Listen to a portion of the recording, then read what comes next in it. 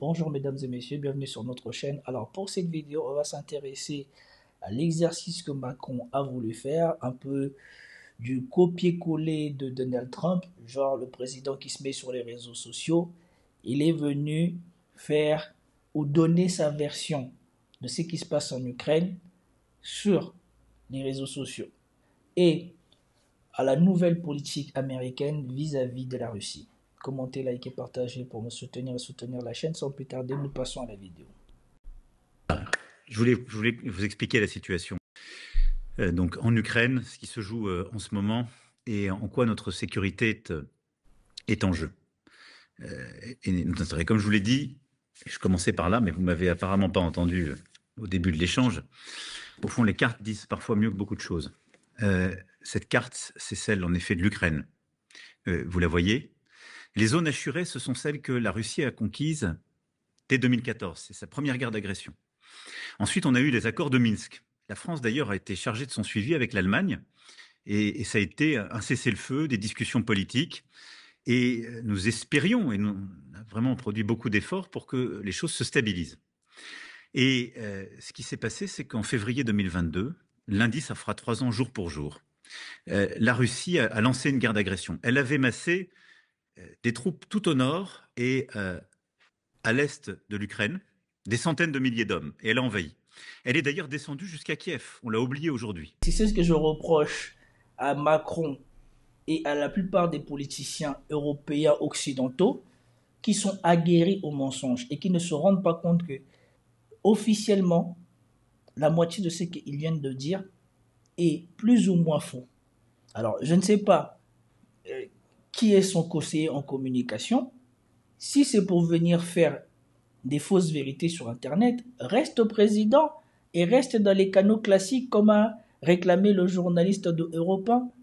Va sur un plateau télé où tu pourras mentir tranquillement, mais viens pas sur Internet pour essayer de faire le mec vrai, le mec qui dit vrai, pour dire des mensonges. Vincent Herweg a rappelé une chose que la plupart d'entre nous ici, ceux qui font de la réinformation ou qui décryptent les informations, ont déjà dit. Je rappelle encore, comme je l'ai déjà montré dans mes vidéos, le secrétaire à la défense américain a dit aussi que ce qu'on veut éviter, c'est Minsk 2. This must not be Minsk 3.0. Et Minsk 2, c'est quoi? Ce sont les accords justement que la France et l'Allemagne s'étaient portés garant pour qu'il n'y ait pas de conflit dans le Donbass, pour que on tienne, enfin on arrête de martyriser la population russophone de l'Ukraine. Et Angela Merkel et François Hollande ont officiellement dit qu'ils ont fait ces accords de Minsk en trompant la Russie, parce que derrière, ils s'étaient engagés à armer l'Ukraine pour que l'Ukraine s'en prenne aux populations du Donbass et de Lugansk, ou en tout cas aux populations russophones, et ensuite, la Russie s'est opposée à ça. Et je rappelle que Vincent Herweg a dit hier que Zelensky a été élu sur la base qu'il devait signer la paix, l'arrêt de ce conflit entre la partie ukrainienne et la partie russophone. Chose à laquelle il a décidé de trahir, non seulement ça, d'aller s'associer à la partie des nazis ukrainiens, et ensuite, avec ces nouveaux associés, ils ont voulu prendre l'Ukraine et le faire basculer dans l'OTAN. La part de vérité peut-être, c'est que Zelensky a été élu en 2019 pour faire la paix. Avec le Kremlin, il avait convenu d'un plan prévoyant le retour du Donbass, la fin de la querelle linguistique, un référendum et à la clé la neutralisation de l'Ukraine. Il n'a pas réussi à l'imposer aux ultranationalistes de Maïdan, aux furieux du bataillon Azov. Et à partir de ce moment-là, les Russes l'ont lâché et lui a tout misé sur l'OTAN. Erreur fatale. Chose à laquelle, vous l'avez vu, là aussi je voulais souligner, dans les négociations, les Russes ont demandé que non seulement que les Américains mettent un veto sur l'idée de l'Ukraine de rentrer dans l'OTAN, mais en plus de ça, ils ont dit que ça ne suffira pas, parce que là encore, comme je vous l'ai dit, comme je vous l'ai démontré, avec Emmanuel Todd qui l'a illustré, la théorie de la politique américaine qui est gender fluid. Ce qu'un président fait peut être défait par le président qui vient après. Une dernière question. Pourquoi dites-vous que la politique américaine est à sa façon gender fluide? Gender fluide, parce que c'est... Non, mais ça, c'est très important, parce que c'est une très bonne introduction pour comprendre ce qui va se passer, ce qui ne va pas se passer dans les négociations avec les Russes. Gender fluide, parce qu'elle est l'un des principes de la politique américaine extérieure, c'est la non-fiabilité. C'est-à-dire, un président signe un truc, le suivant abolit le traité. C'est ce qui s'est passé entre Obama et Trump pour l'accord sur le nucléaire iranien. Et donc, c'est un principe. Moi, je lis les Russes. Et donc, l'un des principes de la politique extérieure russe, c'est qu'ils savent qu'on ne peut pas faire confiance aux Américains et que même un traité signé ne sera pas respecté. Et donc, ce n'est pas aux Américains de garantir que l'Ukraine ne va pas rentrer dans l'OTAN. C'est à l'Ukraine elle-même sûrement de mettre dans sa constitution ou quelque part qu'elle ne rentrera pas dans l'OTAN.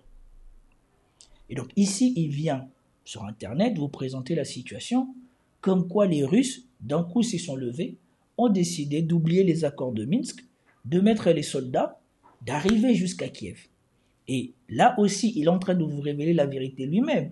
Parce que dans la propagande des LCI et des Européens, Moscou n'avait pas réussi à atteindre ses buts. Alors qu'il vous dit, quand Moscou est rentré en Ukraine, ils sont allés jusqu'à Kiev.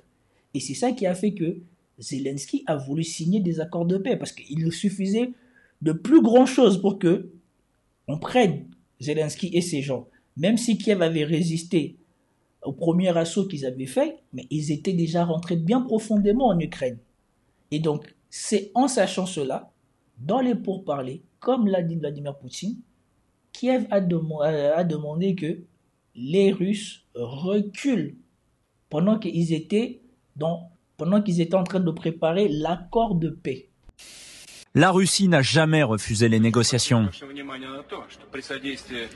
Et je voudrais vous rappeler quelque chose. Attirer votre attention sur le fait qu'avec l'aide du président Erdogan, la Turquie avait accueilli toute une série de négociations entre la Russie et l'Ukraine, afin de développer, d'instaurer un début de confiance et de préparer le texte d'un traité. Et nous n'avons jamais convenu avec la partie ukrainienne que cet accord serait confidentiel. Et jusqu'ici, nous ne l'avons jamais montré ni même commenté. Or, ce projet de traité a été paraphé par le chef du groupe de négociation de Kiev. Il y a posé sa signature. Ça existe. Ça existe. Ce traité s'appelait Traité de neutralité permanente et de garantie de sécurité de l'Ukraine.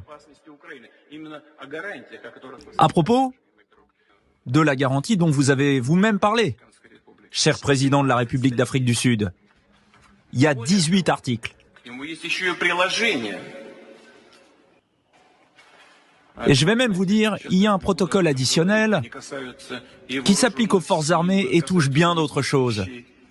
Tout y est expliqué. Jusqu'à la quantité d'unités, d'équipements militaires. Voici le document, il est paraphé par la délégation de Kiev. La signature, elle est là. Alors à l'époque, comme promis, on avait retiré les troupes de la région de Kiev. Ils ont tout jeté à la poubelle. Et quand Moscou s'est reculé, conformément à ce qu'ils avaient négocié avec les Ukrainiens, Boris Johnson et Ursula von der Leyen sont venus m'ôter la tête à Zelensky. Cette guerre a permis de clarifier la vision d'un avenir où, avec des amis et des partenaires, nous, le Royaume-Uni et d'autres pays, serons capables de fournir les équipements, la technologie, le savoir-faire et le renseignement nécessaires pour que l'Ukraine ne soit plus jamais envahie. 2 mois après ça, en juin 2022, Ursula von der Leyen faisait croire à l'Ukraine qu'ils pourraient accéder au statut de candidat à l'Union européenne, alors qu'eux, ils savaient bien que la Hongrie allait mettre un veto à cela. Nous avons un message clair. Oui, l'Ukraine mérite une perspective européenne. Oui, l'Ukraine doit être acceptée comme un pays candidat. tout en sachant que du bon travail a déjà été fait, mais que beaucoup reste à faire. Et Zelensky a déclaré qu'il ne veut plus signer la guerre, il ne veut plus signer la paix. Et comme par hasard, quand les Russes se retirent, ils sont tellement bêtes qu'une fois qu'ils ont eu ce qu'ils voulaient, ils se sont retirés en laissant plein de preuves de ce qu'ils ont fait de mal à Boucha. Manifestement, à l'époque, la Turquie y croit, les Américains pas du tout. Hein. Les Américains pas du tout, qui mettent tout de suite des doutes. Et puis après, qu'est-ce qui se passe ? Il se passe Boucha, il se passe les crimes de guerre. Début avril. Et en effet, Zelensky lui-même, qui paraissait d'accord pour un statut particulier pour la Crimée, qui pourrait être revu 10 ans après, à ce moment-là, tout est arrêté, tout est suspendu. Il n'est plus question de négociation après la découverte des crimes de guerre russes à Boutcha. Et Boucha qui est devenu la légitimation de lui et ses amis pour dire qu'on ne va pas signer la paix avec les Russes, on vous garantit la victoire. Alors moi, je veux bien que ce président vienne faire l'exercice de vouloir soi-disant être transparent, répondre directement au public, mais quitte à répondre au public, soit crédible. Dit des choses qui semblent probantes, qui prouvent que ce que des gens ont déjà dit avant n'était pas vrai. Et là, ils viennent nous raconter les bêtises de LCI. Quelle différence vous voyez entre lui et sa carte et LCI ? Février 2022, la Russie nous dit on va mener une opération spéciale, ça durera 3 semaines, on va envahir l'Ukraine. Alors 3 ans après, c'est un échec de la Russie, parce qu'elle ne l'a pas fait. 3 ans après, c'est un échec de la Russie. On rappelle que Boris Johnson, Ursula von der Leyen, toute l'Union européenne, les États-Unis, l'Australie, eux tous, le Japon, se sont mis derrière l'Ukraine, ont armé l'Ukraine, ont surarmé l'Ukraine, ont déversé de l'argent. La Russie ne s'est pas battue contre l'Ukraine. La Russie s'est battue contre tout l'Occident mené par Joe Biden. Et je ne l'ai pas fait ici, mais peut-être que je vous le retrouver. Philippe de Villiers l'a dit. La défaite de l'Ukraine, c'est avant tout la défaite de l'Europe. Puisque idéologiquement, ils sont allés bien plus loin que les Américains dans leur affrontement avec la Russie. Aujourd'hui, ils vous parlent comme ça, avec un ton, soi-disant nous voulons la paix. Souvenez-vous de quand ils se levaient du jour au lendemain, ils déclaraient « Nous sommes en guerre contre la Russie ». Les Russes n'ont jamais tiré ici, mais nous sommes en guerre contre la Russie. Elle a commis le pire et des crimes de guerre terribles à Boutcha, mais l'Ukraine, par la bravoure de ses soldats, son organisation a complètement repoussé au nord du pays. Et depuis 3 ans, on a en effet la guerre dans cette zone que vous voyez, qui est en rose un peu plus foncé. Et ce qui est limité en jaune là, eh bien, c'est ce que la Russie veut conquérir en quelque sorte. Et donc vous voyez que depuis 3 ans, c'est sur un petit, au fond, théâtre de jeu que les choses se passent. Mais cette guerre est terrible parce qu'elle fait depuis 3 ans. Il dit depuis 3 ans, c'est sur un petit théâtre que les choses se passent.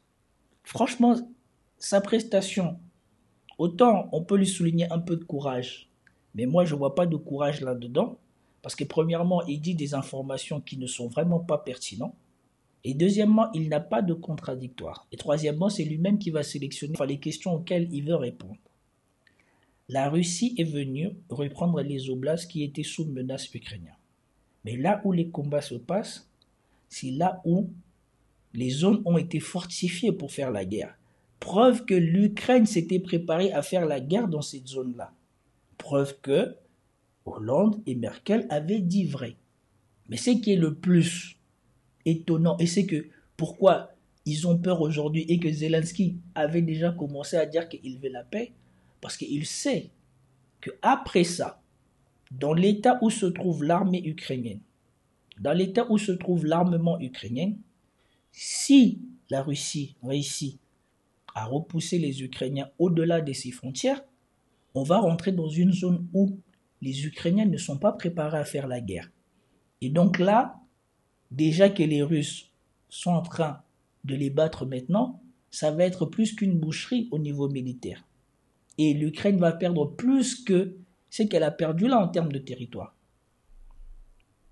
3 ans, en ce moment même, environ 1000 morts par jour sur le théâtre d'opération. 1000 morts par jour, de part et d'autre.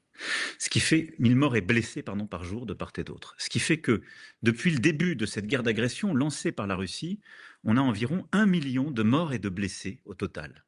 Donc le bilan humain, vous le voyez, est colossal. Alors nous... Voilà. Je ne sais pas s'il se rend compte de qu'est-ce qu'il fait ici, dans cet exercice. 1000 morts par jour. Plus d'1 million de morts. Puisque si ça fait 3 ans, on est à peu près à 360 jours l'année. Nous sommes à au moins plus de 1100 jours. Ce qui nous fait au moins plus d'1 million de morts. Sachant maintenant que l'on sait que les Ukrainiens sont en manque d'obus, sont en manque d'aviation. Les Russes ont les FAB, ont la supériorité de l'artillerie. Maintenant, est-ce qu'on peut facilement envisager que la majorité ou une bonne partie des morts sont du côté ukrainien? Puisque les règles de la guerre veulent que celui qui a la supériorité au niveau de l'artillerie cause beaucoup plus de dégâts que l'autre. Donc maintenant, est-ce que maintenant on peut accepter l'idée que s'il y a 1 million de morts et que ce n'est pas 50-50, c'est juste catastrophique pour l'Ukraine. Bien sûr, c'est aussi catastrophique pour la Russie. Ce qui vient renforcer la thèse qu'Emmanuel Todd a dit, l'effort russe, l'effort que les Russes font en termes d'armes, en termes de sacrifices, font qu'ils ne peuvent pas accepter n'importe quelle condition de guerre. Moi, je lis les Russes. Et donc, l'un des principes de la politique extérieure russe, c'est qu'ils savent qu'on ne peut pas faire confiance aux Américains et que même un traité signé ne sera pas respecté. Ce qui explique pourquoi, donc là, tout le monde est en train de s'exciter. Trump va arriver et négocier, ou plutôt intervenir dans une négociation entre les Ukrainiens et les Russes.